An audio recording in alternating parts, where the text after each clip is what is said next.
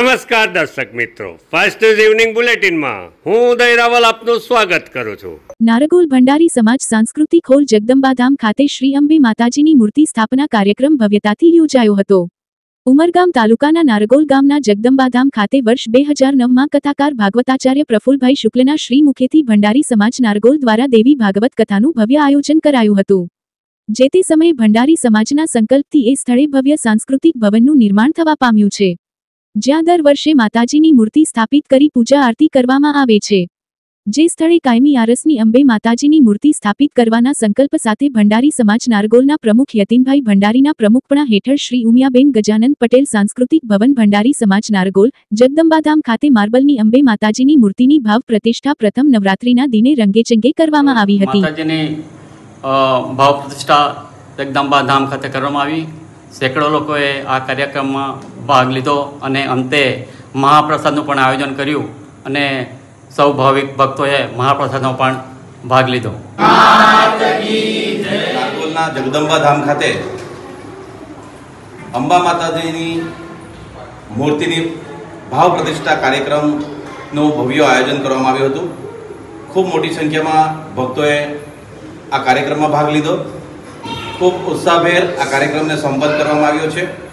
અત્યારે પણ નવરાત્રિની ભવ્ય ઉજવણી કરવામાં આવી છે। રોજે રોજ હવે આરતી થશે દર વર્ષની જેમ, અને આ વખતે પ્રસ્થાપિત નવી મૂર્તિની સમાજ બાંધવો તેમજ ગામના માતાજીના ભક્તો દર્શન કરી રહ્યા છે। ઉમરગામ તાલુકા પંચાયત સભાખંડમાં ધારાસભ્ય રમણભાઈ પાટકરની ઉપસ્થિતિમાં સમીક્ષા બેઠક યોજાઈ હતી। ઉમરગામ તાલુકામાં 15મા નાણાપંચ સહિત રાજ્ય સરકારની વિવિધ યોજના અંતર્ગત થઈ રહેલા વિકાસ કામોની સમીક્ષા કરવા ઇન્ચાર્જ તાલુકા વિકાસ અધિકારીની ઉપસ્થિતિમાં તલાટી કમ મંત્રી તથા સરપંચો સાથે ધારાસભ્ય રમણભાઈ પાટકરે બેઠક યોજી જરૂરી દિશા સૂચન કર્યું હતું। મુખ્યત્વે ગ્રામજનોની સુવિધા માટે રસ્તાઓના નિર્માણની કામગીરી, પાણી સુવિધા, આવાસ કામગીરી વગેરે બાબતે તલાટી કમ મંત્રી પાસેથી જાણકારી મેળવી જ્યાં ટેકનિકલ બાબતોને લઈ મુશ્કેલીઓ નડતી હોય એવા સંજોગે નિર્ધારિત સમયમાં કામગીરી પૂર્ણ કરવા માર્ગદર્શન પૂરું પાડ્યું હતું। ઉમરગામ તાલુકામાં ચોમાસું વહેલું શરૂ થતા અને કમૂરતાને કારણે મંજૂર થયેલા વિકાસ કામોના અમલીકરણ માટે આતુરતાથી રાહ જોવાતી હતી। આસો નવરાત્રાના પ્રારંભે ધારાસભ્ય રમણભાઈ પાટકર દ્વારા આરોગ્ય, શિક્ષણ વિભાગમાં આશરે 2 કરોડથી વધુના કામોનું ખાતમુહૂર્ત કરી કામગીરી શરૂ કરાઈ હતી। સમીક્ષા બેઠકમાં પણ વિકાસ કામો નિર્ધારિત સમયમાં પૂર્ણ થાય તે બાબતે ધારાસભ્યશ્રીએ ભારપૂર્વક જણાવ્યું હતું। વિકાસ અધિકારીના નેજા હેઠળ આજે સમગ્ર વિકાસ યોજનાની સમીક્ષા બેઠક સર્વ સરપંચો, તલાટી અને મુખ્ય આગેવાનો સાથે રાખવામાં આવી છે। આ પ્રસંગે નવરાત્રિના બીજા દિવસે જનતાને ખૂબ ખૂબ મા અંબેના આશીર્વાદ મળે એવી શુભેચ્છા પાઠવું છું।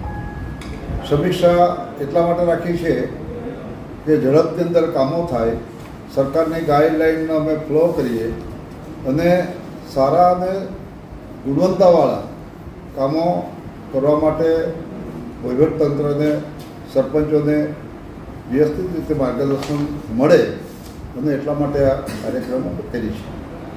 ગઈકાલે આજના પેપરમાં ન્યૂઝમાં છે કે ગઈકાલે 1,64,00,000 રૂપિયાના ખાતમુહૂર્ત અને લોકાર્પણના કામો કર્યા। તેના પ્રત્યાઘાત સમાજની અંદર ખૂબ સારા આવ્યા છે કે નવા શુભ દિવસે નવા કામનું આવરણ કરવામાં આવ્યું, લોકોને સેવા માટેના આ કામો ખુલ્લા મૂકવામાં આવ્યા અને એ જ બતાવે છે કે અમે સમાજના કામો કરવા માટે ટેવાયેલા છે અને સમાજના કામો કરવા માટે અગ્રેસર રહીશું। સૌને ખૂબ ખૂબ શુભેચ્છા। વલસાડ જિલ્લાના ઉમરગામ તાલુકાની સરીગામ જીઆઈડીસી વિસ્તારમાં આવેલી ઇન્ડસ્ટ્રીઝમાં એસિડિક ફ્યુમ લીકેજ થતા ફાયરની ટીમો દોડી ગઈ હતી। મંગળવારે સાંજે ઘટેલી ઘટનાના વિડીયો સામે આવ્યા। સમગ્ર વિસ્તારમાં સફેદ ધુમાડાની ચાદર ફેલાઈ જતા ગુજરાત પોલ્યુશન બોર્ડની ટીમે રિપોર્ટ કરી તપાસ હાથ ધરી હતી। સમગ્ર ઘટનાને દબાવી દેવાના પ્રયાસો, કંપની સંચાલકની બેદરકારી સામે આવી હતી। સતત બીજા દિવસે પણ ધુમાડાની દુર્ગંધ પ્રસરી હતી। ટેન્કરમાંથી ટાંકીમાં રો મટીરીયલ ઠાલવતી વખતે રિએક્શન થયું હોવાનું આધારભૂત સૂત્રોએ જણાવ્યું। ફાયરની ટીમોએ ગેસ લીકેજ પર કાબૂ મેળવ્યો હતો। વલસાડ જિલ્લામાં પણ નવરાત્રિની ધામધૂમપૂર્વક ઉજવણી થઈ રહી છે। ખેલૈયાઓ મન મૂકી અને મોડી રાત સુધી ગરબે ઘૂમી રહ્યા છે। ત્યારે શક્તિની આરાધના મહોત્સવમાં કોઈ વિઘ્ન ન આવે અને મહિલાઓ અને યુવતીઓ સુરક્ષિત રહે તે માટે વલસાડ જિલ્લામાં પોલીસની ટીમો પણ તૈનાત છે।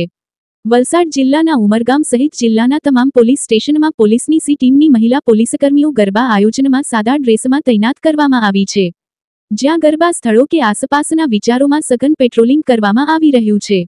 સાથે ગરબા ગ્રાઉન્ડમાં પણ કોઈ અસામાજિક તત્વ કે કોઈ ખોટા ઈરાદે યુવતીઓના મોબાઈલમાં વિડીયો રેકોર્ડ ન કરે તે માટે પણ તાકીદ રાખવામાં આવી રહી છે। ગરબા ગ્રાઉન્ડમાં પણ જે લોકો મોબાઈલથી વિડીયો રેકોર્ડ કરતા હોય છે તેમના પર પણ સી ટીમ નજર રાખી રહી છે।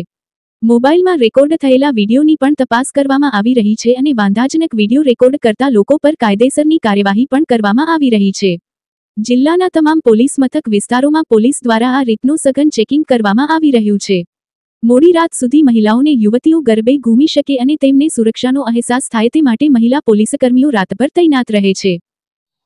આજથી સમગ્ર વલસાડ જિલ્લાની અંદર નવરાત્રીના પ્રસંગો શરૂ થઈ રહ્યા છે, ત્યારે તમામ ગરબા આયોજકો સાથે પોલીસની એક મિટિંગ કરવામાં આવી છે અને ગરબા આયોજકોને જરૂરી વોલેન્ટિયર્સની સુવિધા ઊભું કરવામાં આવ્યું છે। આ વોલેન્ટિયર્સ એ પબ્લિકને એન્ટ્રી માટે તેમજ પાર્કિંગની અંદર આસિસ્ટન્ટ કરવા માટે મદદરૂપ રહેશે।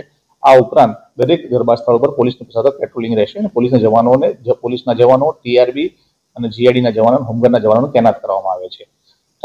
સતત જે ગરબાના જે રૂટ ઉપર છે ત્યાં તમામ જગ્યાએ ટ્રાફિક પોલીસનું બંદોબસ્ત રહેશે। આ ઉપરાંત સી ટીમની જે મહિલાઓ છે એ ગરબાના સ્થળે યુનિફોર્મમાં રહેશે, તેમજ અમુક મહિલાઓ છે એ સિવિલમાં રહેશે, જેથી કરીને કોઈ પણ મહિલા અથવા સ્ત્રીની છેડતી કરનાર ઇસમોને અટકાવી શકાય અને એમને આઈડેન્ટિફાઈ કરી શકાય, એમની સખત કાર્યવાહી કરવામાં આવશે।